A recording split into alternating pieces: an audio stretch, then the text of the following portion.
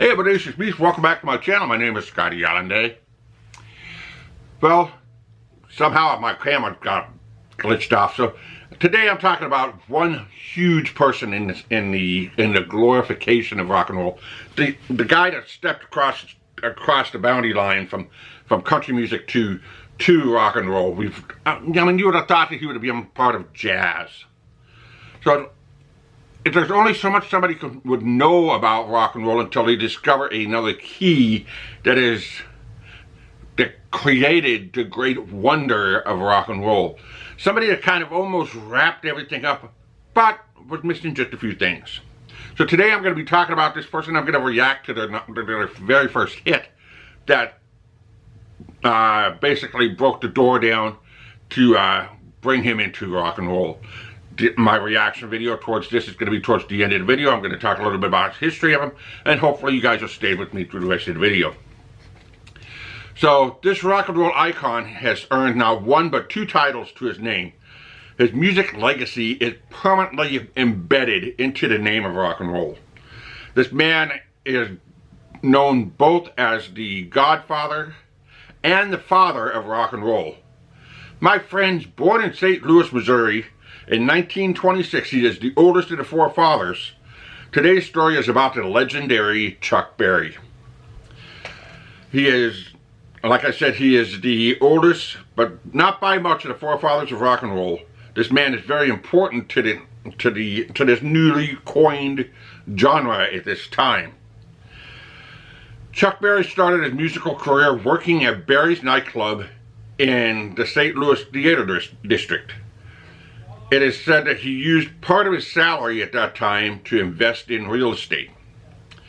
Chuck entered the rock music scene like a shot. The influence that he had on the new genre after crossing over from country was so great at that time. It was so hot that he signed before Chet Atkins' label, RCA, could even reach him. After reading and examining the charts of his many hits, of his many songs, I'm trying to go by my notes here and kind of messing up a little bit here, so I'm not going as smooth as what I normally do. I thought before writing this video that Johnny B. Goode was his chart topper #1. Instead, it was number 8. Of all of his songs, Johnny B. Goode was number 8 on the Hot 100s. Actually, it was number 2 on the Hot 100. It was number 2 on the R&B, and I believe Johnny B. Goode was about number 6 or number 8. But the charts that I keep examining keep going up and down, up and down, up and down. So I really can't know. I really don't know where Johnny B. Goode actually placed. When Buck Owens in country made a countrified version of it, it placed number 8 on the Hot 100s on his cover. But it wasn't his #1. Sweet Little 16 was his #2 hit. It was placed #2 on the Hot 100s. But only one song in his musical career in 1972 was his chart-topping #1, and that was My Dingling.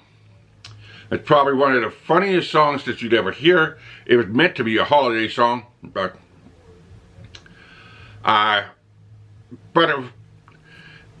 he was not really the first person for his stage showmanship, but he was the first to influence and popularize it in ways including his ever popular duck walk that he's done on stage. So his showmanship on stage really made a huge influence on rock and roll and helped set the standards to separate rock and roll from all the other music. But Chuck also had a noticeable influence on the Stones, the Beatles, and you could really see his influence on the boss, Bruce Springsteen. 18 years straight after he performed at his height, he went to Blueberry Hill Restaurant in Springfield, Missouri, once a month I'm going by my notes, and I really messed up this time. Totaling 209 shows performed, and I will be reacting today on his first hit, Maybelline. So hopefully you guys will enjoy that. Somehow I've lost some of my stuff that's on my notes when I wrote, so I got to go back in and fix it. And later on a later date, because I'm constantly doing research on the people that I just did, and I found some more new stuff on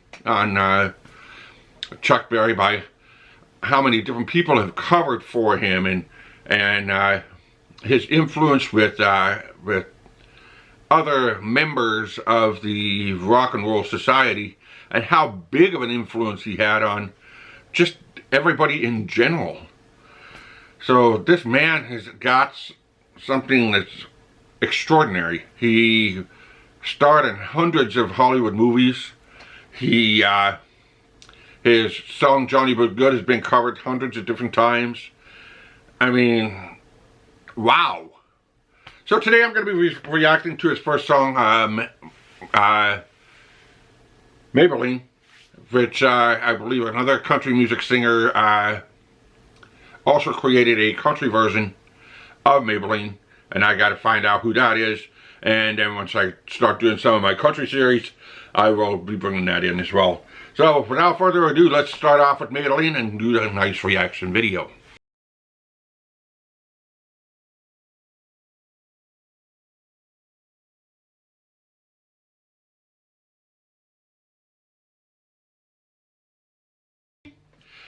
Very, very strong intro, very strong start.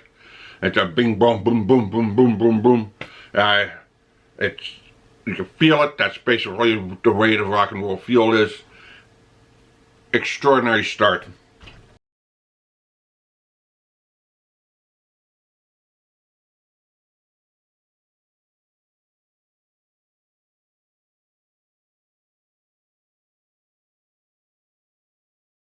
Okay, the more that I'm listening to this song, I'm hearing like the song with the rollin', rollin', rollin'. Just my own opinion. I've never really listened to this song, so it sounds like rollin', rollin', rollin', kind of like with the Blues Brothers. Or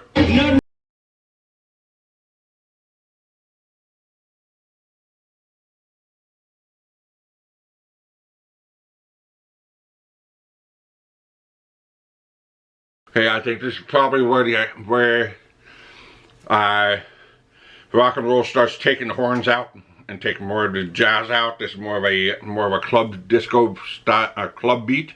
I mean, you could really hear it. It's like the big band club beat.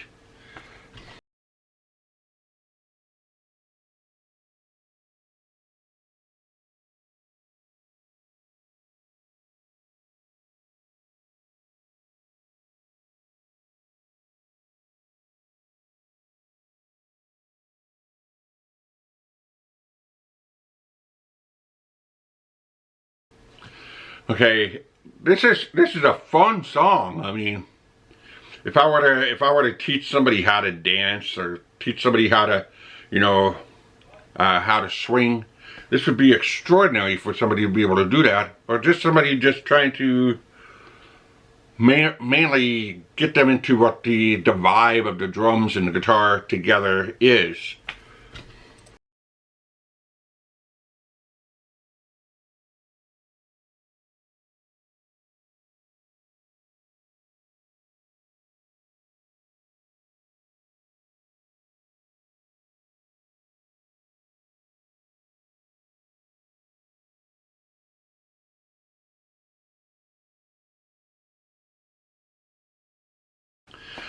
I mean, this is unbelievable. I mean, just watching his music video on this, and he does the duck walk in this, and he crouches down and he's dancing with his guitar. It's dancing like he's like he has his girlfriend. It's wow, what charisma this person has.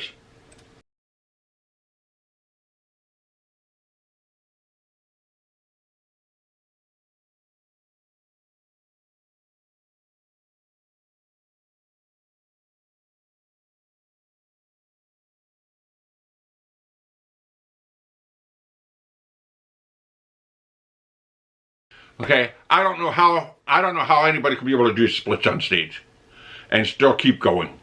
I don't even know how a guy can be able to do splits. I've tried to do the splits and it hurts. But wow, I just got to keep on going.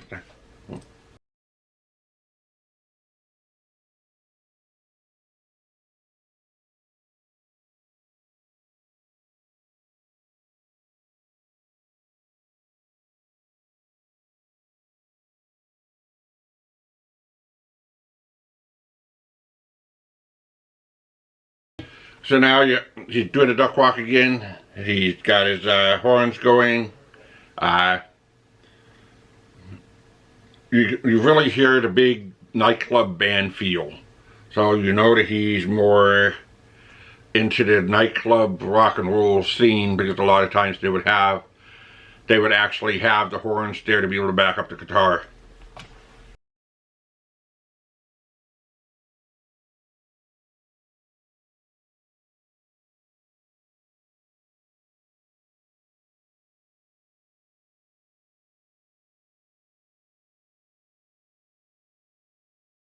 Alright, so there you have it. That was my reaction and what I've talked about with Maybelline. Hopefully you guys enjoyed that. This morning when I was looking around at Chuck Berry, just after I wrote out my notes, I also noticed that his Gibson guitar, his famous Gibson guitar, the red one that he played with all the time, was actually buried with him when he passed on. So hopefully you enjoyed this video. If you have any comments about Chuck Berry, please drop it in the comment section below. If you're new here, hit that subscribe button, hit that notification bell. If you really like this video, please share it with your friends.